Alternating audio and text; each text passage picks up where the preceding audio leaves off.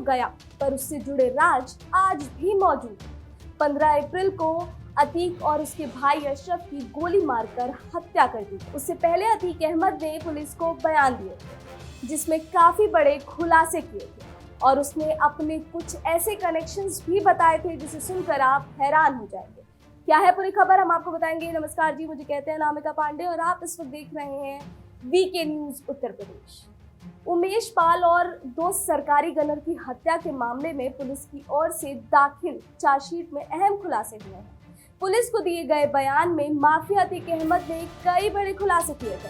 अतीक अहमद ने पुलिस को बयान दिया था कि उसके संबंध पाकिस्तान की खुफिया एजेंसी ISI से और उसके गिरोह को पाकिस्तान से हथियार मिले। माफिया अतीक अहमद और उमेश पाल शूटआउट केस में पूरे परिवार के शामिल होने की भी बात कबूली। पुलिस द्वारा बयान दर्ज करने के बाद अतीक अहमद और अशरफ की हत्या हुई थी। इसके साथ ही उसने बताया था कि किस तरह से वो प्रयागराज और कौशाम्बी जिले के आसपास के इलाके में विवादित जमीनों को खरीदता था, हथियाता था और उसे खाली करवाता था। और फिर उसने बताया कि जमीनों को महंगे दामों में बेचता था, क्योंकि इस धंधे में जरूरत होती है तो दबदबे की, जिसके लिए 100 से 200 लोगों की जरूरत पड़ती है। एक इशारे पर अतीक के लिए किसी की भी जो जान ले सके। अतीक ने अपने बयान में एक कहानी भी सुनाई थी।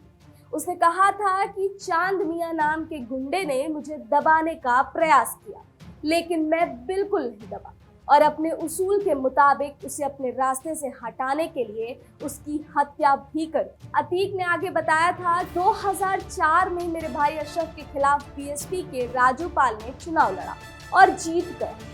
अब यह हार मुझे बर्दाश्त नहीं हुई, जिसके कारण राजू पाल को दिन दहाड़े सड़कों पर दौड़ा दौड़ा कर गोलियों से छलनी करवा दिया। राजू पाल हत्याकांड का चश्मदीद गवाह था उमेश पाल, जिसको कई बार समझाया गया कि रास्ते से हट जाए, लेकिन उसने मेरी बात नहीं और अंत में उमेश पाल को भी अपने रास्ते से हटाना पड़ा। अतीक ने बताया, मेरे बेटे असद को अशरफ ने अपनी शागिर्दी में ले लिया और इतना साहसिक बना दिया कि वो कत्ल जैसी घटना आसानी से अंजाम दे सकता था।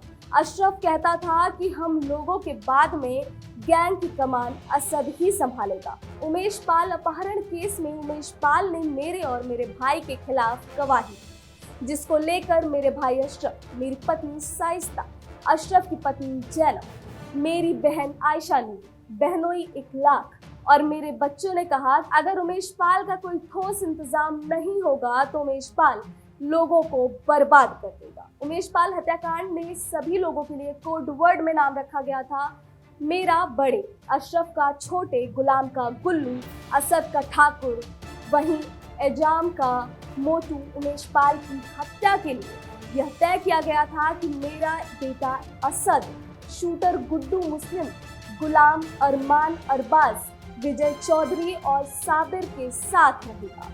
लेकिन प्लान के मुताबिक उमेश पाल की हत्या में मेरे बेटे असद के सामने आकर गोली नहीं मारी। ये तय हुआ था कि अगर शूटरों के काम पक्का नहीं किया तब मेरा बेटा असद आगे बढ़कर काम को पक्का करेगा। प्लान था कि उमेश पाल किसी भी हाल में बचना नहीं चाहिए और पुलिस वाले भी बचने नहीं चाहिए। अतीक ने पुलिस चार्जशीट में बताया कि उमेश पाल की हत्या के बाद हम लोगों की हालत बद से बदतर हो गई, क्योंकि पुलिस ने कर दिया था। अगर मालूम होता पुलिस कितनी सरगर्मी से कार्रवाई करेगी तो 100 बार सोचता।